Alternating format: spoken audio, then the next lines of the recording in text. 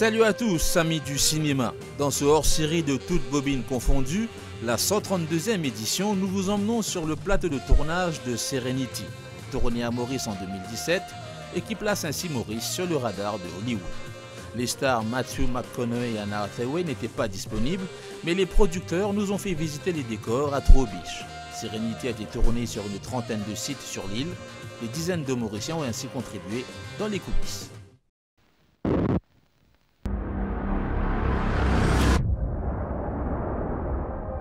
You know how in Plymouth, I like to say, everybody knows everything?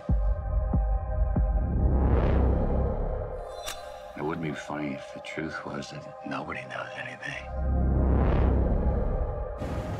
How long have I been on Plymouth Island? Feels like we've all been here forever. What's this? Just a little scratch. Please don't kill that man. What? I will give you $10 million to drop my husband in the ocean for the sharks. There's right and wrong, heaven and hell.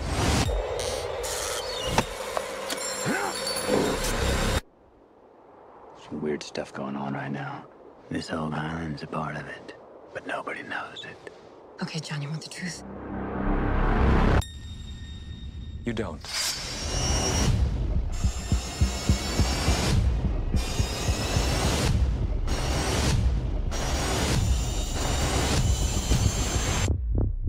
It's funny, huh? Where in the world are we?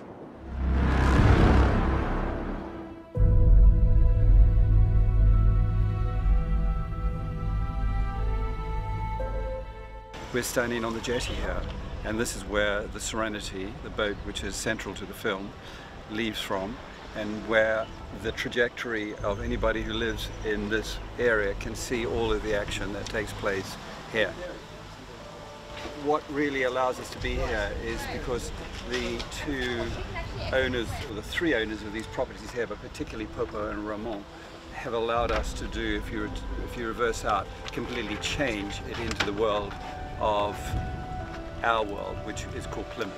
So we wanted a name for this island that is in a contemporary, fictitious world. It's not anywhere.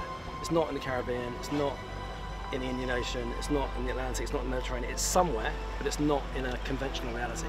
So Plymouth was an interesting idea because it's a city that's disappeared, a town that's disappeared. So it feels like this is a way of bringing Plymouth back to life. So you can see that you can see that there's Plymouth life is showing us where we are, and this is this view from here is the world of the film. And this is like the kind of main hub of where the film takes place, and the story of the film and all the kind of important beats of the film all happen within this space.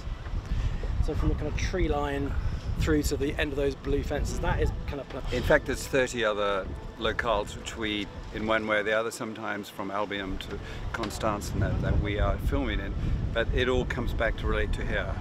And this is the vernacular, as Guy says, of somewhere on planet Earth which has this radiance that we have behind us here. And it allows us, most significantly, of course, changing the look of each of the houses and turning the colour, and Andrew's painted different colours and the roofs are different. We've suggested that it's a community of different houses rather than one. It was clearly one business. We've now separated that and made it feel like a kind of little community. And we changed the Plymouth, what was Roland's office, or is Roland's office, has become the life assurance office, and it just has expanded the world a little. And then the Pescador, you'll see in a second, the Pescador has become the rope and anchor, which in the film is the kind of hub of the movie, and lots of things happen within that space. Behind us you'll see the pop colours that are there, but then you'll see them, and I have many references. If you travel around Mauritius, you'll see these colours everywhere.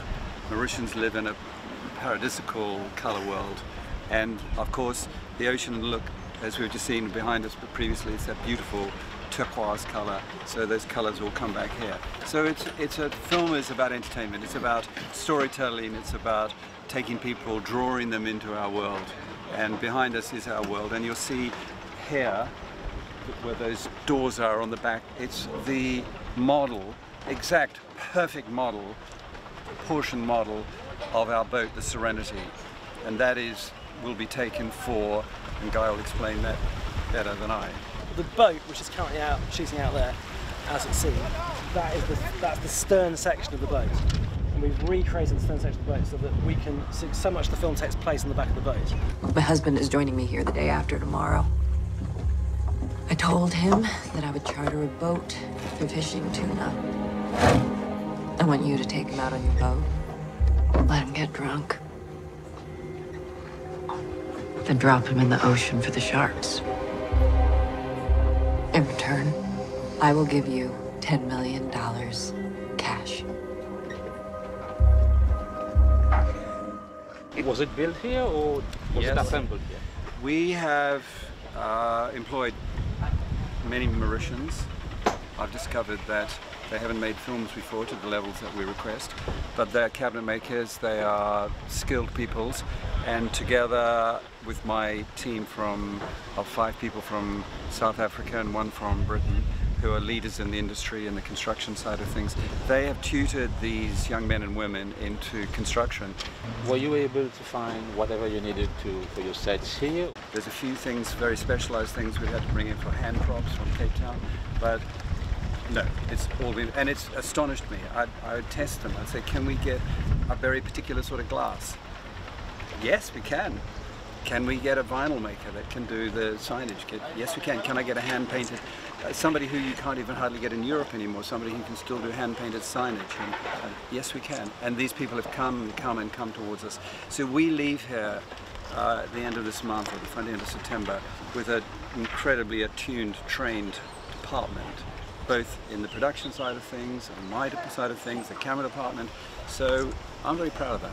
The unique thing about Serenity is that it's entirely shot in Mauritius. Most films shoot in a country for a week and another city for 2 days. But the whole of Serenity is shot in Mauritius. Not a frame of the film is shot anywhere else. So we hope that our legacy will be that other films will come here and they'll see how able Mauritius is to mount this kind of operation. He didn't like the idea. I hear. They say.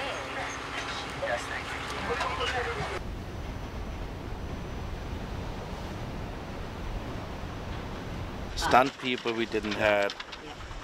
Most of the head of departments in a way we were lacking, but when we are finished here and we get in the next shoots in the next ones, I think less and less people coming from South Africa and England. On this film also very interesting or important was marine filming. So half of them were coming from helpers, coming from Mauritius, and most of them are coming from South Africa. What are you talking about?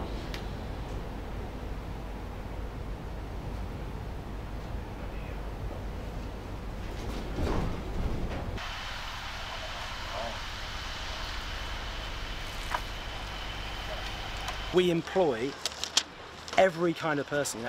We're employing divers, through to chefs, through to people that do massages, through to people that do carpentry. You know, every gamut of Mauritian society is being used, and we're able to kind of use all the resources very easily. And let's not forget the fishermen, because they really are central to our storytelling. And on our boats we have here the Serenity, or La Bosse, which is the original name. There's a crew there. They're so fantastic because they're skilled. They go out every day. They know all about the water. They're very safe. They're hugely polite, and all the things that go to make a wonderful day. You need the money. You need the money. We take him out, let him fish. I'll take 2, you take 8. The Serenity needs an overhaul.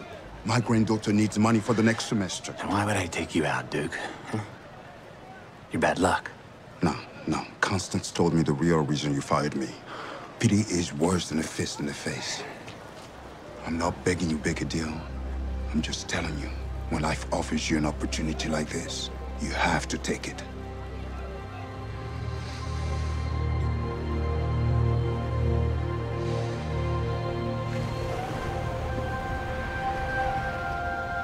Okay. But you stay close to me today, Duke, you hear me? I need you to deliver me from Quite temptation. interesting that you managed to adapt the script in such a small place. I mean, it's not too big. Well, the story doesn't require a large place, but it requires a place that has intimacy, that people can have a form of private life, which our main character wishes to try to live a private life. So he has come to this part of the world, imaginary part of the world, to have that private life. But of course, as we know on planet Earth, nothing's that private. So then, in some sense, this here, when it's populated with all the people, if you can imagine it, you see them. I just took all this information from Mauritius. So there's a lot of skills. It is a very, very skill-based country.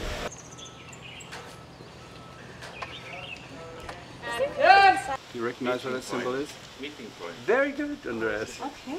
You should all know what that is. The meeting point if the cyclone comes in. That's what that is. So put it up. Put it. So there's all that intelligence that you build into the story. So people in Mauritius, you're going to know we're filming this in Mauritius, because here it is. Here it is. It's all Mauritius everywhere. And that tree there went from being a full tree to losing all its leaves to all new leaves in the time we've been here. Let's go in. You might be wondering what's under here. Under here is, it's a part of the film whereby our main character, it normally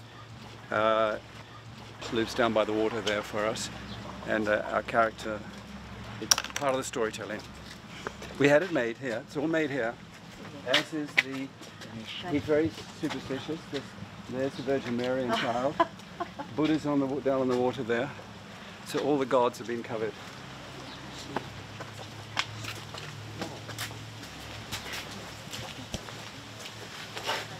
Here we have the rope and anchor, which was once called the El Pescador.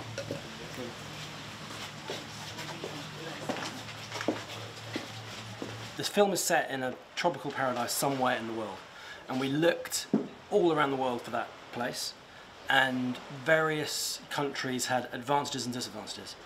Creatively was the most important thing. Can the film be set in that place? And we found a couple of places where the film could be set there, but we couldn't make it work logistically and financially, because making a movie on an island is very challenging, because generally speaking islands don't have the film infrastructure you need, and some do and some don't, and some have varying levels of it. So one or two we rejected for creative reasons, one or two we rejected for financial and logistical reasons, one or two we rejected because when we had to shoot in terms of the time of year, when the actors were available, the weather wasn't right. So we needed all these things to come together. The right creative look, the right weather, the right fiscal, financial structure, the right logistical structure, all in one place. And we found Mauritius about 4 months ago, and the main reason we're here financially is because the BOI has an excellent film rebate scheme which gives up to 40% rebate for filmmakers coming in internationally to make films and TV projects in Mauritius. And we are enjoying the benefits of that. And the BOI were great, and they responded very quickly.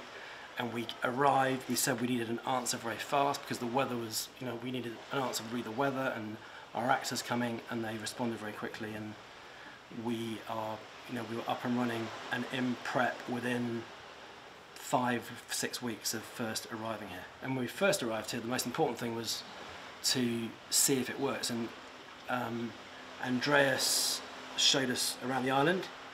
Guy arrived, Stephen Knight arrived, and we picked them up at the airport, showed them around. They had only 2 days time to look around. We had the worst rain ever in this year. And I got a call from my partner producer saying, how is everything, are they happy with the location? And I said, I think so far there's only rain, they didn't see anything. And the only question was, we like it, but is it always like rainy like this? And I said, no, it's very exceptional. And in a way, I had the feeling that I lost this production. And the moment we went down here to this jetty, the sun comes up, Guy turned around, Stephen turned around and said, I think that's it. That's Mauritius. Are you happy with the weather so far? Yeah, we're happy. I come from London. This is amazing weather. It's very. No, the weather's great. I mean, obviously, we know that we're on an island in the middle of the Indian Ocean, so we're all used to working in weather that changes. So, I mean, today, for example, we've been filming since 6:20 this morning, and at 6:20 it was raining and cloudy and horrible, and now it's fantastic. So, we're used to that, and we have ways in which we can control the lights and put cover in. So those kind of obstacles we can deal with. We're used to dealing with those kind of obstacles, and the weather's been great. I mean, for us, I know it's the Mauritian winter, but for us the winter's better because the weather, you know, it's not as hot, so the working, you know, we're all working 15, 16 hours a day, and it's a relatively reasonable working environment to exist for that amount of time. It looks great. Actually, having some clouds and not just having pure blue sky is interesting from the look, and it gives us some variety, and actually a bit of cloud is good. And also in the film, 21 pages of the 115-page script is set in the rain. So actually we've created our own rain, but you know, as a proof of concept, our fictitious island does get rain and therefore gets clouds. So actually having a bit of mixture of weather has been great.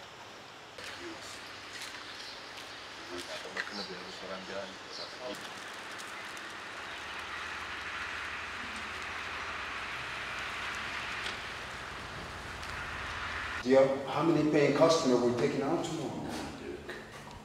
Any country that has an active film infrastructure, a studio is an important part of that, because you know it gives you the ability to, as I said before, it gives you the ability to shoot things that aren't necessarily set in that place, in a different space. It also gives you a place when the weather's bad. You've got somewhere. You've got the right sound stages. All of that kind of help. It's not absolutely critical, but you know, as Mauritius develops, I'm sure it will be something that will be, you know, on the shopping list for the authorities to kind of introduce and support.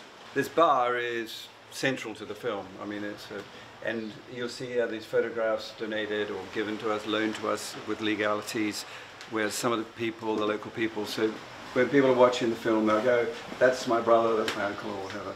And of course, we have, you know, wonderful exhibits over here from Popo, who has allowed us to do this. These are Mauritian plates that are hand painted, and we bought them. There's many, many things in this room.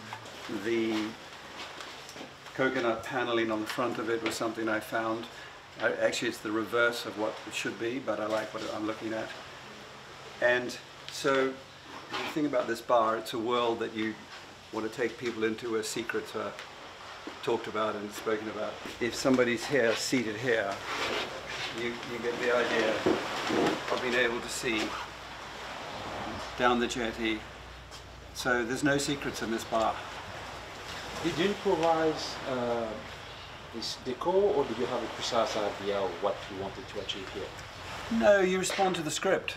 You know, the script required, and then you find the space. And Roland said, like, I did drawings and tried to show them, but I said it'll never be anything like you can imagine, because it's so different. Because it's a black. Those people who know this, it's a black and white restaurant. It's all white with black and white floor. So I said it won't be like that, Roland, because it's our bar in our film, and it is all these colors here and all of the chairs. So in answer to your question, I had a lot of it made. I had my people go out and they found things. They found like this old table here, which is a big part of the story, which one of the characters sits at in particular. And this we found on the side of the road. I mean, it's all the things that movies do. You come and you embrace where you are. And if you're lucky, you find it. And we found it. We found the location, and we found many things. A lot of these all come from local suppliers who said, yes, you can take it off the wall for 6 weeks, we don't mind. Give us a little bit of money and we'll help you. And that's really been the bottom line, helping. This over here is a trophy chest of post-production work is being done entirely in the UK, because that's where Steve lives, that's where I live, and that's where the post-production houses that can deal with this kind of film are located nearest to us.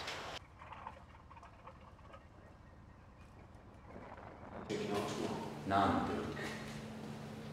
You know, you take the script and you look for the best possible actors for the characters, and you know, Matthew is an extraordinary actor. Anne's an amazing actress, and we were lucky enough that they responded to the script, and Matthew came on board first and then Anne came on board second, and they've worked together before, so that's helpful. And you build the cast around the script and the stories and the characters in the scripts, and you know, every script is different, so it depends on, you know, which kind of actor suits which kind of character. I play Karen Zariakis, who is a woman in a desperate situation. She's trapped in a toxic and abusive marriage to a man named Frank, and things have gotten so desperate that she has no other choice but to try and have him killed. She's telling me it's their 10th anniversary. He loves to fish. I found this place and I found you. I want you to take him fishing tomorrow morning. And when you come back to the dock, I don't want him to be on the boat any longer. And if you do that, I'll pay you $10 million. The movie is about so many things. It's about compulsion, it's about love, it's about revenge and, in some ways, forgiveness. I want you to take him out on your boat and let him get drunk. Then drop him in the ocean for the sharks. It's really well written. And Stephen's very commonsensical and calm about how he goes about everything. So he put together a great script, one that I found thrilling, and one that I said, ooh, when that's a film, that's what I want to see. He has the whole story inside of him. So anytime you have a question, if there's a knot that you can't quite untie yourself, not only does he help you untie it, but you get the backstory, you get the logic, you get the through line, you get the inspiration for it, which is just invaluable to the process. Boy, having Miss Hathaway who came out, who's really a damn fine actress. Get reminded of that daily. And a complete pro. It's our second time to work together. We worked in Interstellar. Working with Jaimin Hounsou again. He and I worked in Amistad. It's really nice kind of sort of homecoming for us after 20 years. Got to work with Miss Diane Lane, who I've always been a fan of and have had my fair share of crushes on. And she was great to work with. I mean, she was really glad we got, that was the last part we cast. And it was one of those where we feel like, well, once we got her, that's probably who we wanted and needed in the first place.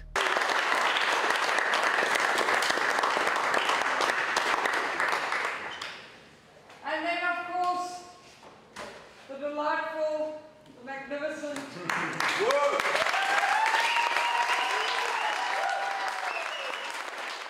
It's nothing to do with where it's set, it's to do with whether the country can deal with and has the labour force and the skill set and all the kind of fiscal and, you know, personnel regimes that you need for a big film. So, you know, Mauritius can really benefit from that, because, you know, you've got great roads, you've got great airports, you've got forests, you've got beaches, you've got buildings, you've got old buildings, you've got historic buildings, you've got Port Louis, which is a beautiful city which could be any number of towns anywhere in the world.